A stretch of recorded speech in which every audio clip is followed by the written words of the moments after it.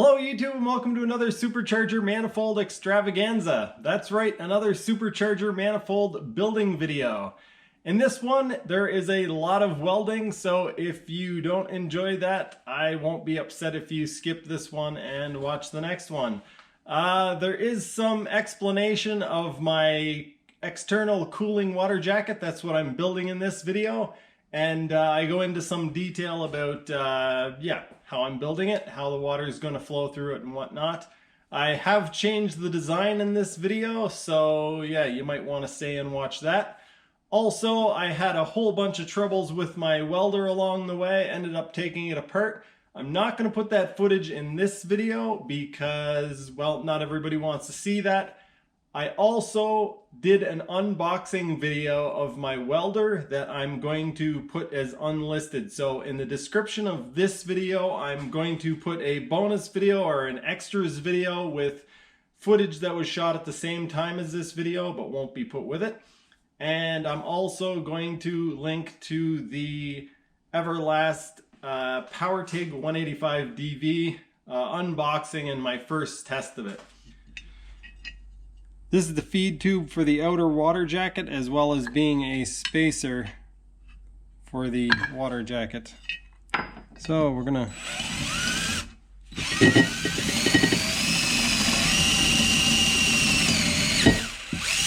make sure we have a nice sized hole here.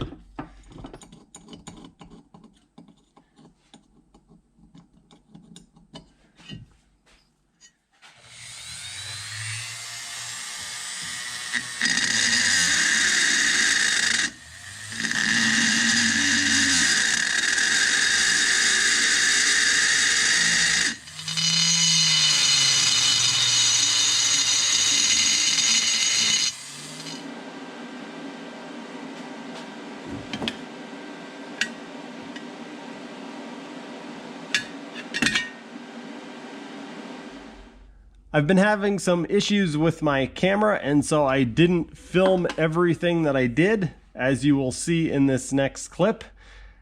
I very much have changed the design of the outside water jacket, and I did that for a couple of reasons. One, I want to make absolutely sure that I have clearance to get a socket in here. I don't want to struggle to get this thing installed. Two, I want to make sure that the water flows through the cooling system in a way that it's actually going to cool both sides.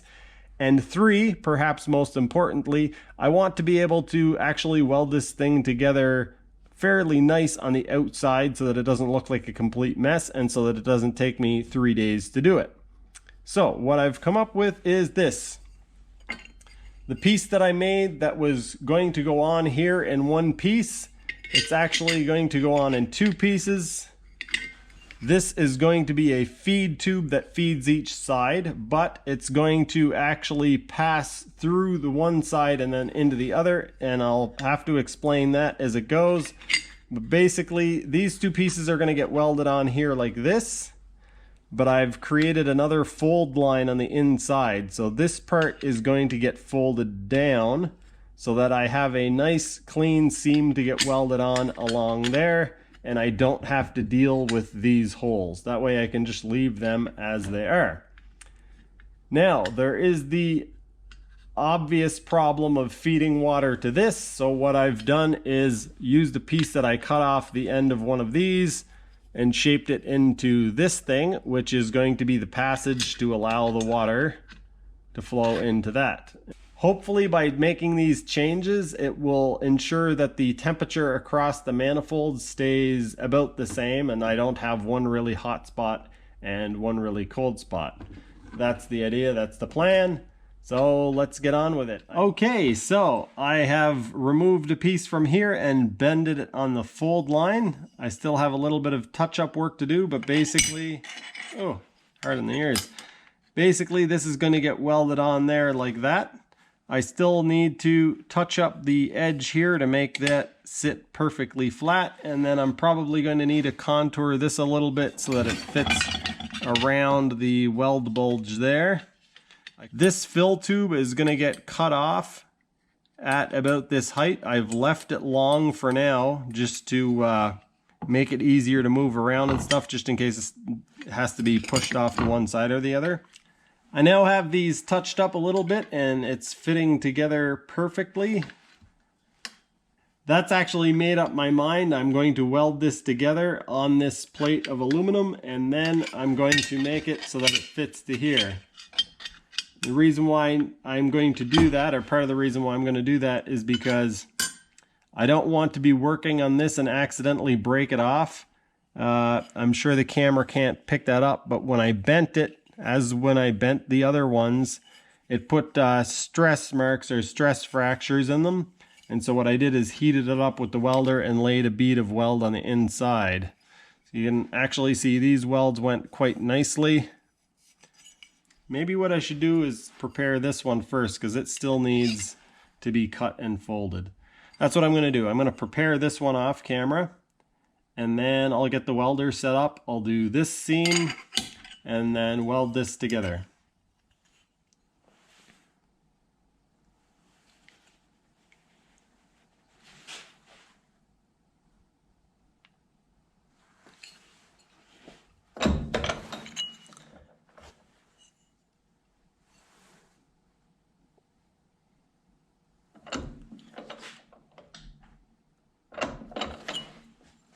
All right, that's pretty nice. I can deal with that.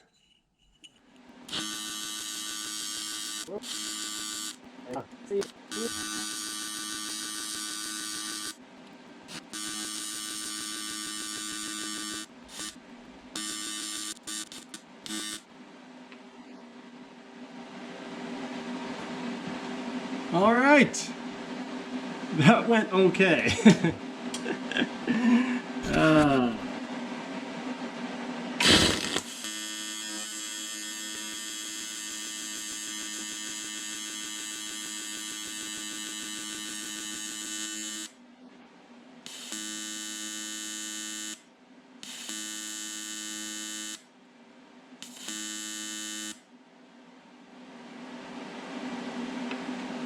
Alright, that turned out pretty well, except that once again I can't throttle off the welder. It just it's like either on or off. There's very little modulation once you get down in amperage, and it makes it very hard to terminate the weld.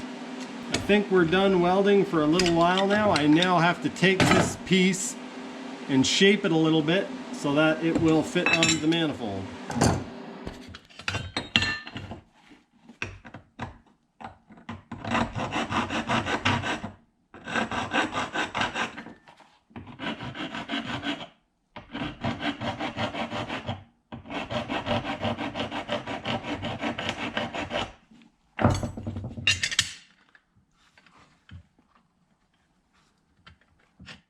Okay, so now I got to figure out where the water is going to actually flow through. So this goes like this.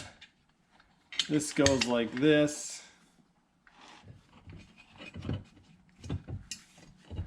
All right, now I can clean that up, do a proper job of drilling this.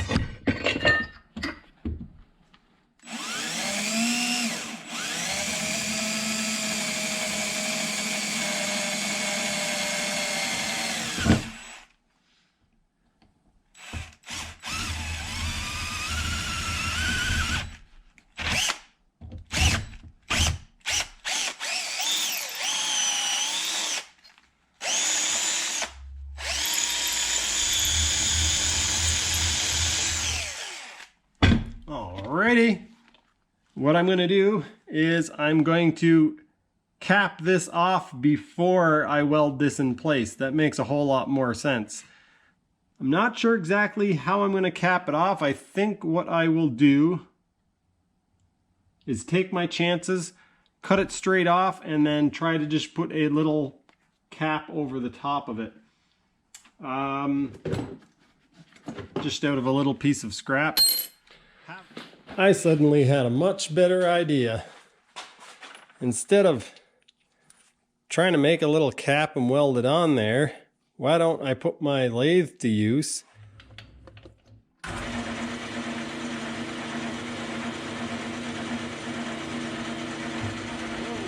And just like that, I've got a piece that will very easily fit in there and will be very easy to weld on. Well, relatively easy to weld on.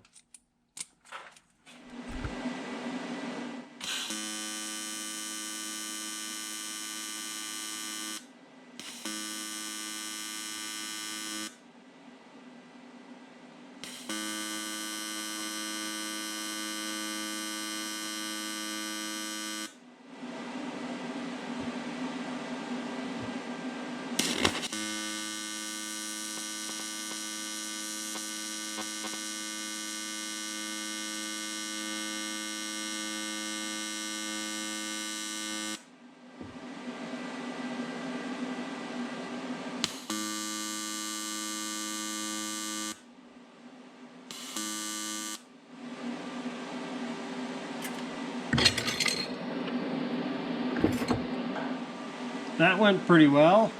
I'm glad I did that instead of what I was going to do.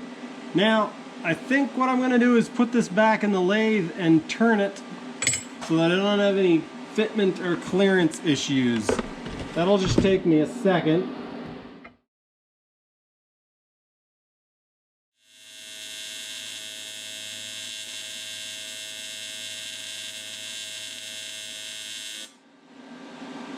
All right. We've basically got that tacked in place.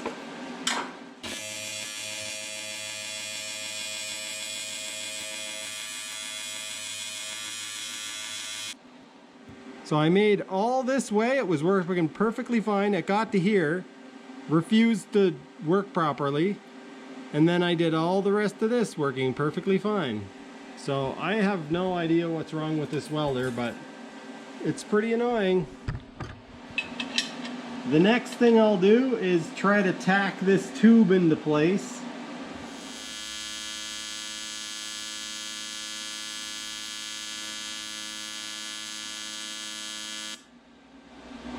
Wow. Wow, it's actually tacked sort of kinda a little bit.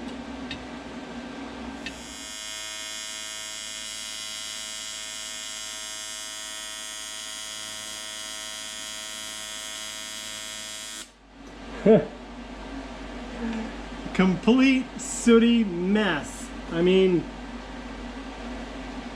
I made it work, but I'm switching back and forth with tungstens. I keep checking my settings, but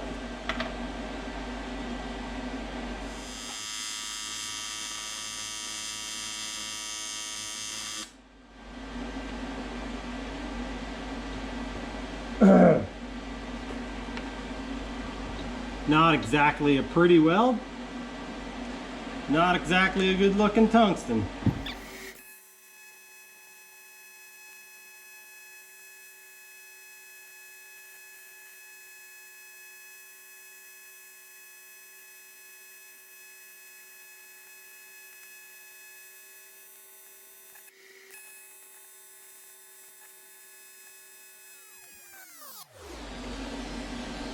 God damn, it's actually working.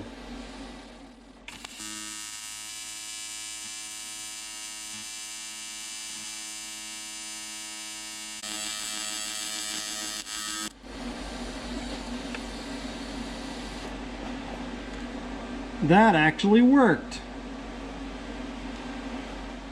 So what should I do next? Should I do this part? I think so. This should work pretty well because these two materials are the same thickness. So as far as ease of welding, this should be, yeah, this should be pretty easy.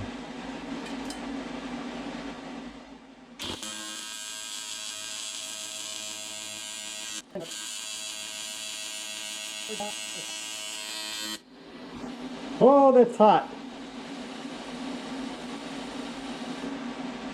Oh man. All right, time to let the torch cool off. That went pretty well though. It's a bit of a hazy weld, not very shiny, but I've got to figure out some way to close this up. I think I'm just gonna lay some weld beads across there.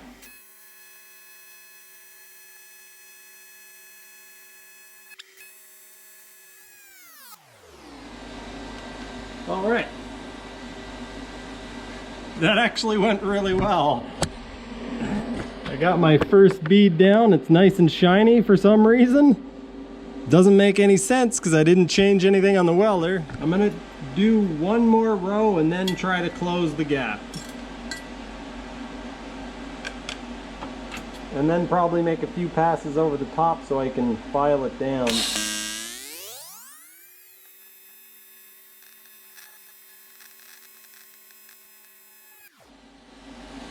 Alright, maybe not one more row, maybe 2 more rows, maybe 3 more rows. Either way, that went pretty well. The problem now is that I'm getting close to this side. The arc is jumping back and forth, so it's getting really hard to keep the heat on this side. I think I'm going to try welding a row along the top piece, or this piece.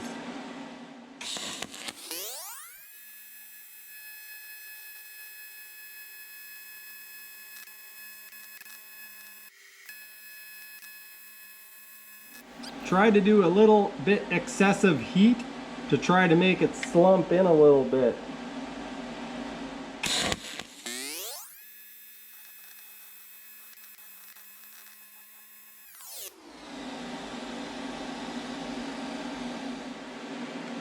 Alright, I'm going to start down here, work my way up.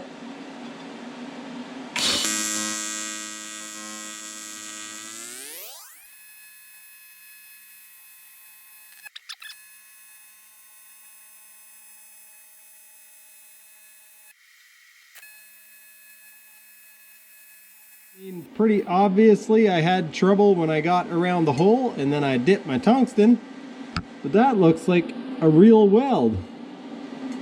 Real life, honest to goodness weld. What I'm actually going to do is come at it from the other side now. It seemed to work really well through there, so I'm going to come at it from this side and try to do the same thing. I'm going to fill in here to the corner, and then I'm going to try to work my way down.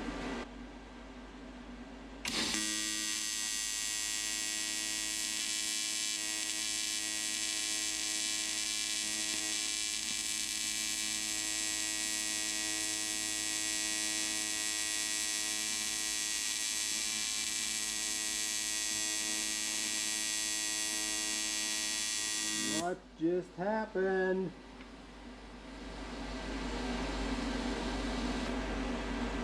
It's going like super well. Everything's nice and fluid and clear. And then all of a sudden just bleh.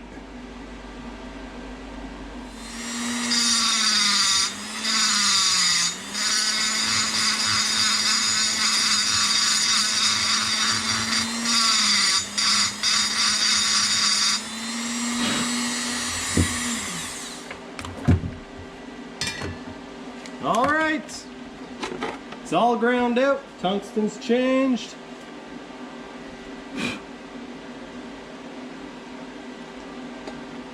I don't think it's gonna make a lick of difference. Hope it does.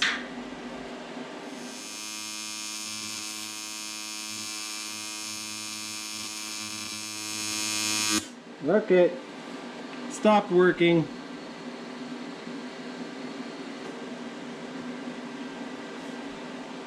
Started doing that dirty, nasty thing again.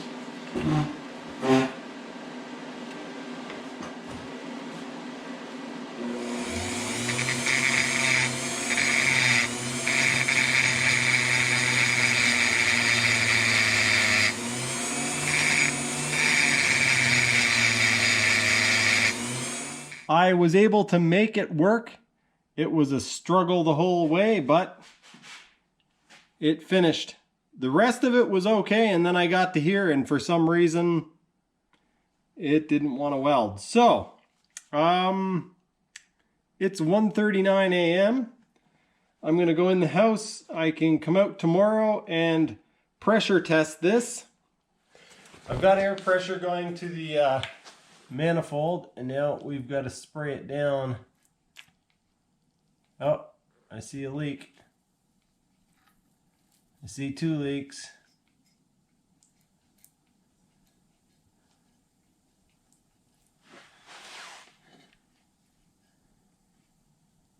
I found all the leaks when I pressure tested it. I repaired all of them except for one, and on the second last one, my welder started acting up really bad. I then did a bunch of adjustments, changed my tungsten, did a whole bunch of stuff like I normally do. Couldn't figure out what it was. Did a bunch of test pass on this piece of material. As you can see, perfectly clean until I add filler rod and then it messes up. On this one, I added filler rod and then stopped adding the filler rod and it went like that. This one, and then the very last one, it was acting clean. I go back to the weld and try to do a weld and it's just complete garbage. All right, you basically just watched 20 minutes of somebody ranting about their new welder not working properly, but I did make some progress on the manifold. I don't want you guys to think that I'm a complete moron and that it is just something very simple with this welder that has gone wrong. So the unlisted video, I will talk about some of the specific problems and some of what I have done to try to remedy this. But I will say here that I have gone over a whole lot of stuff. I do realize that TIG welding is a very finicky process and you have to have the right gas flow, the right tungsten, the right arc height, all of that stuff.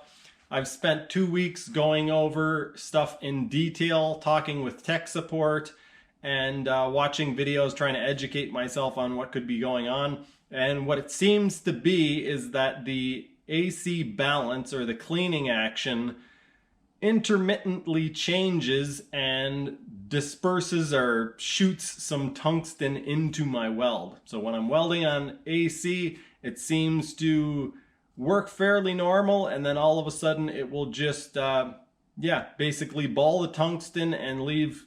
What I think it's doing is balling the tungsten and leaving some of the tungsten in the aluminum, which then causes it to want to jump to that spot. And it does really, it's like the machine is possessed at that point. Anyway, that is all that I'm going to say about that in this video. But like I said at the start of this video, I will be leaving both a link to the unboxing and first test of the Everlast welder, as well as a bonus or extra video that will give you guys some details about my welder and some video of me taking it apart and looking at it. Also, a couple of things that I purchased that I don't think I talked about in this video, so if you want to see that, head down to the description and check that out. Anyway, that's going to do it for this one. The manifold is really coming together, and it should be the next couple of videos that we are done with actually building the thing and can start actually putting the supercharger on it and getting it mounted up to the engine. So that is good news. Thanks for watching, and I'll see you next time.